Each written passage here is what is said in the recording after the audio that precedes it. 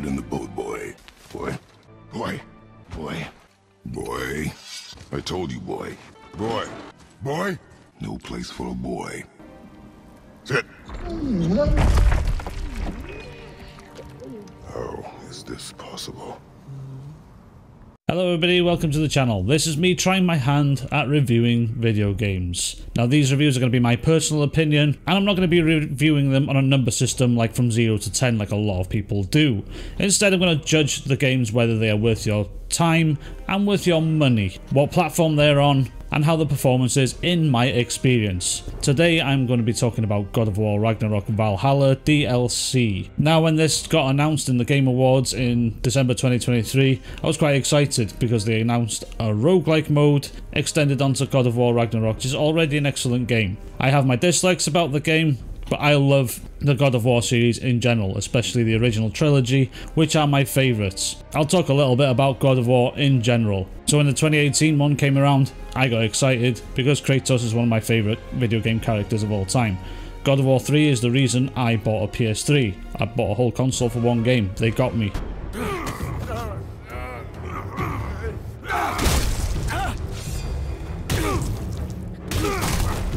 And when God of War Ragnarok came out, I was also excited because I enjoyed the 2018 one and Ragnarok didn't disappoint. I had my dislikes about the game, but overall I really enjoyed my time with it. But nevertheless, this DLC has come out, which is a roguelike mode, and I am a huge sucker for a roguelike game, even though I don't finish half of them. Things like Dead Cells, Hades, and Have a Nice Death. I've played quite a few roguelike modes, and I do enjoy my time with them, even though if I don't finish them. And God of War Ragnarok Valhalla DLC is no different from them. But to start with, this is a free DLC on top of the original game. So the only price of entry is having the game in general, plus owning a PS5, which is probably the worst part of it. It's a console exclusive.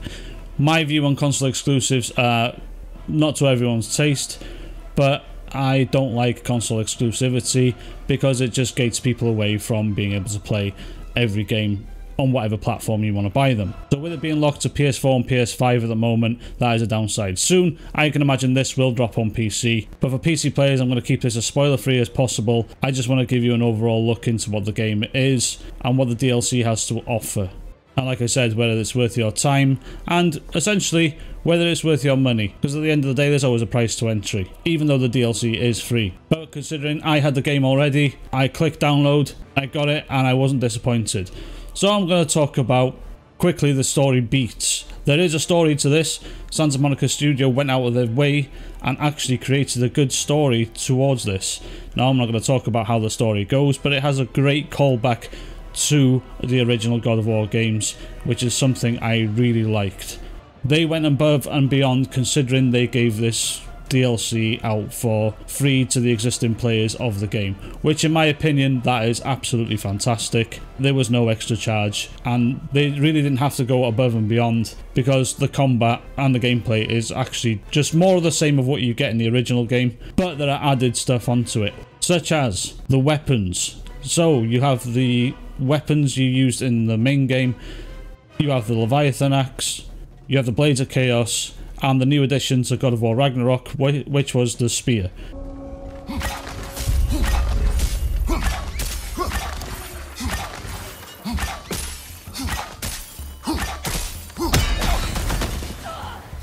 Now the spear is quite overpowered in this DLC, but in all fairness, the game does make you change out your weapons depending on enemy types. So you will be forced to have to use other weapons, not just rely on one throughout the whole run. You will select one weapon, which will be your main, and then the upgrades that will be given to you will be based on the weapon you choose to use in the beginning.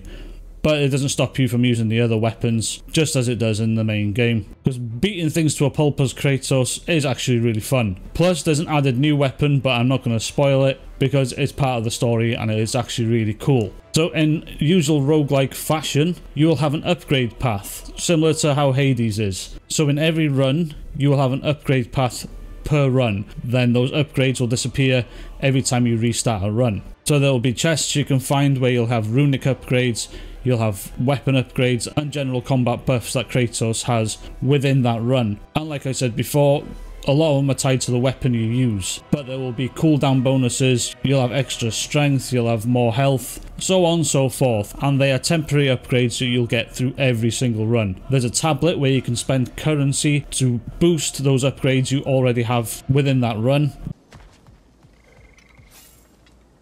A little boost this time around, maybe.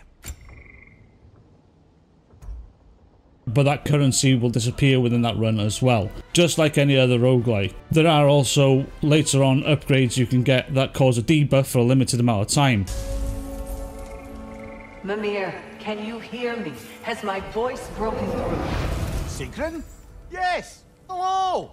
How are you talking? It's a risk-reward situation where you can see whether it's worth you getting the buff or not. Most of the time I ignore this one, but sometimes it does give a really good buff for you to try and complete that single run. Also in the starting area, which is the beach, there are permanent upgrade tablets where you can permanently upgrade your health, your rage meter, your overall strength, defense, your runic attacks. Everything that is incorporated into the gameplay can be buffed through these tablets. Plus you can get a second chance life, for instance, through the other tablet. You can start off a run with more currency, so on and so forth.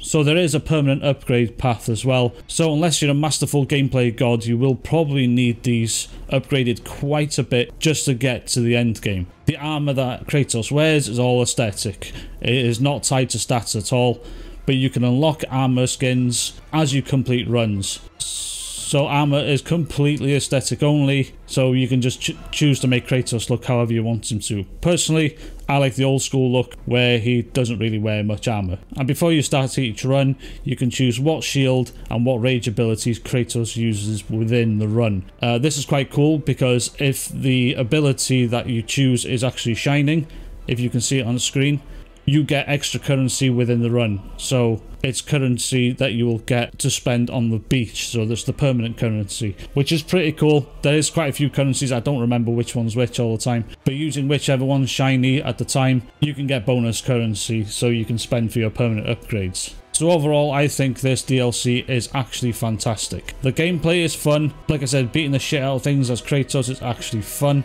The game will throw you some surprises here and there. When you think all the runs are going to be the same all the time, it will just throw you a curveball here and there, which is quite nice to see. So you don't see the same thing over and over and over, which is what some roguelikes suffer from. So it's quite nice to see, and you'll see different boss fights at the end of each run.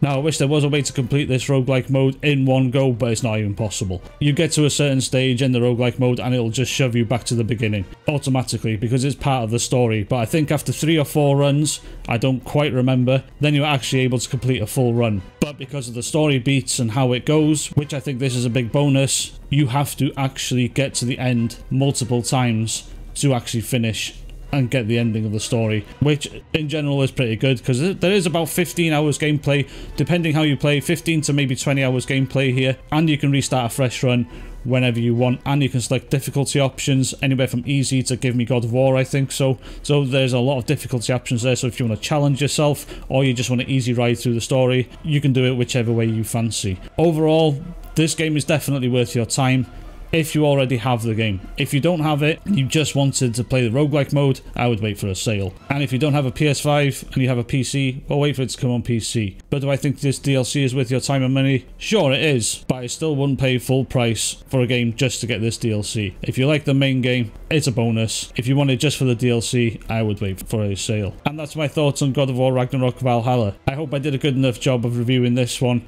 Some constructive criticism is welcome in the comments section below. If I can do anything different, please let me know. I'm trying my hand at this, and normally this isn't the type of content I do. But if you like what you see, give the video a thumbs up, comment, share, subscribe, and I'll see you in the next one.